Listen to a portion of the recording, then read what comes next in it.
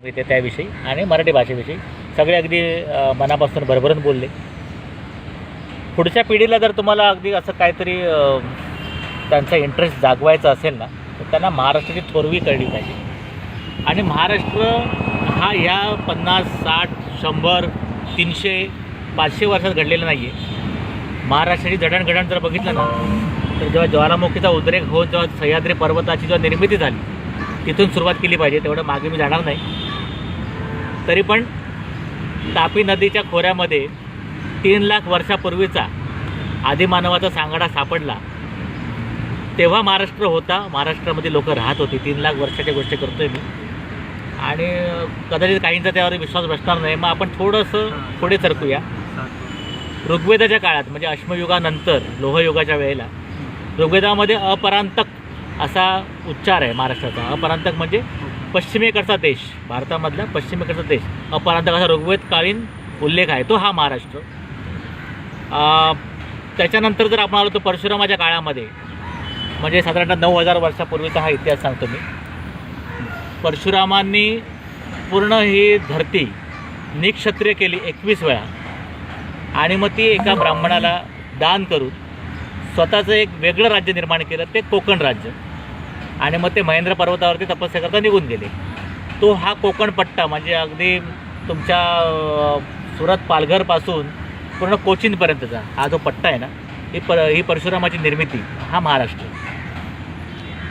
आणि ते जे महेंद्र पर्वतावरती गेले ना, तो आजचा महेंद्रगिरी. तुम्ही आज जर चिपळूणला परशुराम लोटेजवळ गेलात तर तिथला तो 1000 फूट उंचीचा जो एक छोटासा पर्वत आहे, ज्याच्यावरती परशुराम लोटेचं मंदिर आहे, त्याला महेंद्रगिरी पर्वतच म्हणतात. सुंदर आहे ना, त्याला महेंद्रगिरी पर्वत म्हणतात. तो हा महाराष्ट्र. त्याच्यानंतर रामायण काळीन जेव्हा त्यांचं खरं कर्तृत्व दाखवण्याकरता 14 वर्ष वनवासात गेले, तेव्हा ते दंडकारण्यात आले. ते दंडकारण्य आपलं नाशिक म्हणजे पंचवटी, जिथे आजही आपण रामाची पूजा करतो. पंचवटीमध्ये आपण जातो तीर्थक्षेत्र म्हणून. तिथेच सीतेचं अपहरण झालं होतं. मारीच राक्षस म्हणा, शूर्पणखा म्हणा, रावणाने येथे येऊन जटायूशी युद्ध केलं. या सगळ्या घटना सगळ्या महाराष्ट्रातल्या. म्हणजे त्यावेळेचा तो महाराष्ट्र दंडकारण्य. महाभारतामध्ये जर आपण बघितलं तर महाराष्ट्रामध्ये कुंतल, विदर्भ अशा राज्यांची नावं सापडतात. ही सगळी महाराष्ट्रातली. जेव्हा युधिष्ठिराने त्याच्या ज्या युद्धामध्ये जेव्हा पराभव झाला युधिष्ठिराचा, तेव्हा त्याला सांगण्यात आलं होतं, ती एक कहाणी आहे, ते कथानक आहे, नळ दमयंती. नळ राजा आणि दमयंती. दमयंती ही विदर्भ राजाची कन्या.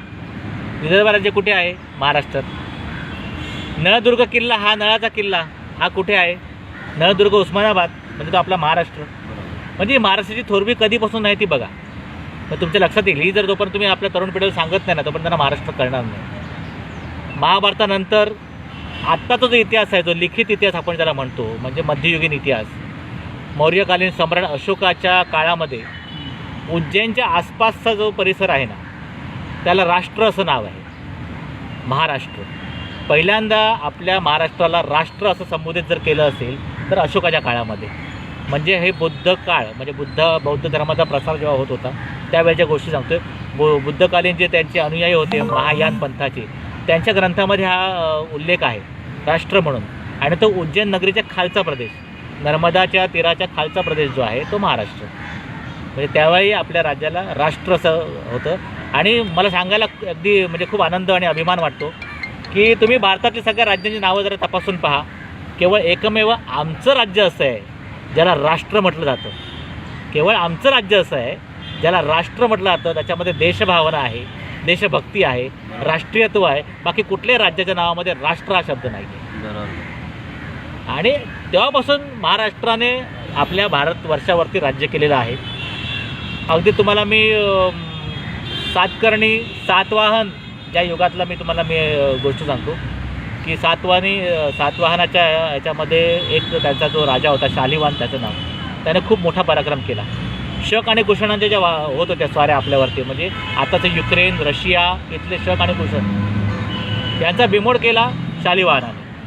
आणि त्यावेळेला जी लढाई झाली होती ती कुरुक्षेत्रात झाली होती. म्हणजे महाभारतकालीन पण कुरुक्षेत्र गाजलं, शालिवाहनच्या वेळेमध्ये पण कुरुक्षेत्र गाजलं, आणि नंतर पेशव्यांच्या पानिपतच्या वेळेला पण कुरुक्षेत्रच गाजलं.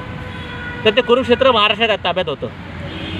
शालिवाहन हा मराठी राजा, त्याची राजधानी ही प्रतिष्ठान म्हणजे आजचं पैठण, एकनाथ महाराजांचं पैठण, म्हणजे हा आपला मराठी राजा त्या शालिवाहनाने 1941 वर्ष अगोदर शकांचा पराभव केला.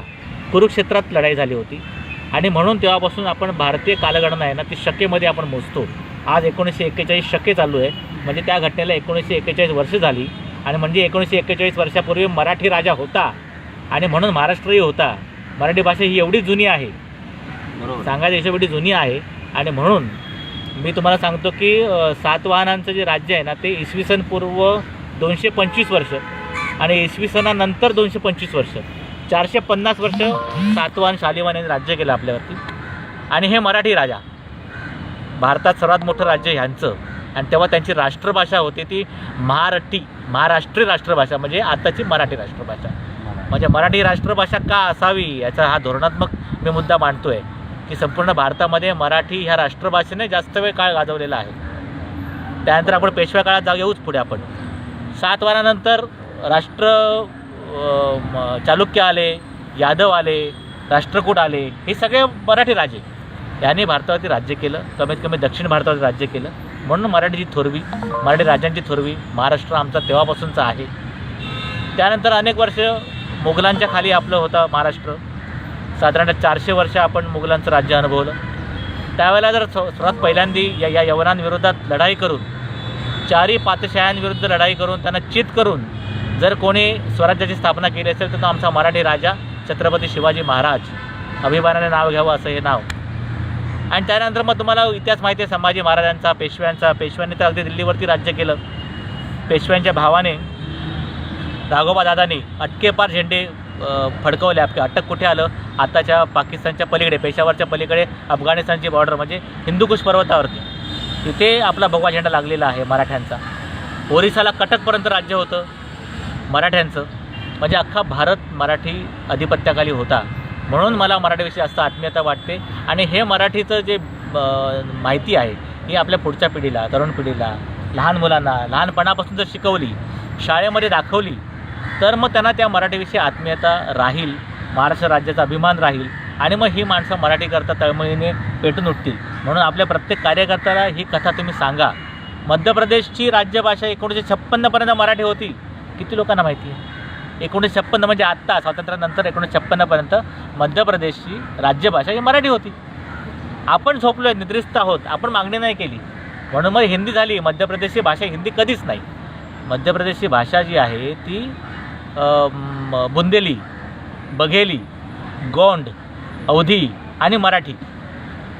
आता या बाकीच्या भाषांना हिंदी थोडीशी जवळची वाटली म्हणून हिंदी पुढे सरकवली, नाहीतर मध्य प्रदेशची भाषा ही मराठी. मध्य प्रदेशमध्ये जास्तीत जास्त संख्येने मराठी भाषिक. मध्य प्रदेश राज्य कोणी केलं? होळकर मराठी सरदार, शिंदे मराठी सरदार, सुमित्रा महाजन आता ज्या आपल्या लोकसभेच्या अध्यक्षा होत्या मराठीच आहेत. थोडं आपण झाशी साईडला जाऊया, झाशीची राणी मराठी, नेवाळकर मराठी, आपल्या कोकणातले. झाशीची राणीचं बालपण पुण्यात गेलं, तांबे हे मराठी. बडोद्याचे गायकवाड मराठी, पवार मराठी. या सर्वांनी उत्तरेवरती राज्य केलेलं आहे. तेव्हा मराठी भाषा तेव्हा राष्ट्रभाषा होती ना. मराठ्यांच्या काळामध्ये राष्ट्रभाषा काय होती? हिंदी होती. हिंदीची तेव्हा उत्पत्ती पण झाली नव्हती. हिंदी हा शब्दच नव्हता हो. हिंदी भाषा हा शब्दच नव्हता. पेशव्यांच्या काळापर्यंत हिंदी भाषा शब्दप्रयोग सुरू झाला 150 वर्षापूर्वी. म्हणजे 1857च्या लढाईच्या वेळेला पण हिंदी भाषा हा शब्दप्रयोग नव्हता. मराठी भाषा होती. मात्र मराठी भाषेचा इतिहास मी तुम्हाला लेखी 2220 वर्षाचा लिहून देऊ शकतो. आणि म्हणून ठामपणे सांगतो की मराठी ही अभिजात दर्जाची भाषा आहे. हिंदी नवी, एकदम नवी. हिंदीला 125 वर्षाचा पण इतिहास नाही. तुम्हाला जर विचारलं मी हिंदीचा एखादा जुना साहित्यिक सांगा, लेखक सांगा, तर तुम्ही अधिकाधिक प्रेमचंद मुंशीपर्यंत पोहोचता. त्याच्या अगोदरची हिंदी कोणाला माहिती आहे का हो? हिंदीचा इतिहास कोणी सांगावा मला. मी माझा इतिहास सांगतो ना, ज्ञानेश्वरांचा. मराठीत ज्ञानेश्वरी लिहिली 750 वर्ष झाली. त्याच्या आधी चांगदेव 1400 वर्ष चांगदेवांचं आयुष्य सांगतात. म्हणजे किती वर्ष जुनं असेल सुद्धा. त्याच्या आधी चक्रधर. त्याच्या आधी मी म्हटलं की बौद्धकालीन म्हणजे इसवी सनापूर्वी जे ग्रंथ लिहिले आहेत त्याच्यामध्ये मराठीचा उल्लेख आहे ना. त्याच्यामध्ये उज्जैन हे महाराष्ट्र किंवा राष्ट्र या भाषेमध्ये हा उल्लेख आहे. आपली कारल्याची जेव्हा लेणी कोरली गेली पुण्याला लोणावळ्याच्या जवळ जे कारल्याची लेणी लागतात म्हणजे एकविरा देवी, लोक एकविरा म्हणतात, एकविरा आताची देवी आहे. ही बुद्ध लेणी कोरण्याकरता पैसा लागला. हा पैसा दिला सोपाऱ्यातल्या धनिकाने, म्हणजे नाला सोपारा आताचं. म्हणजे हा मराठी भाषिकांचा इतिहास आहे.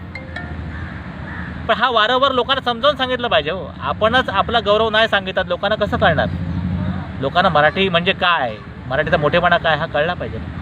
तर हा आपण स्वतःहून तो आपलं तोंड उघडून लोकांना सांगितलं पाहिजे.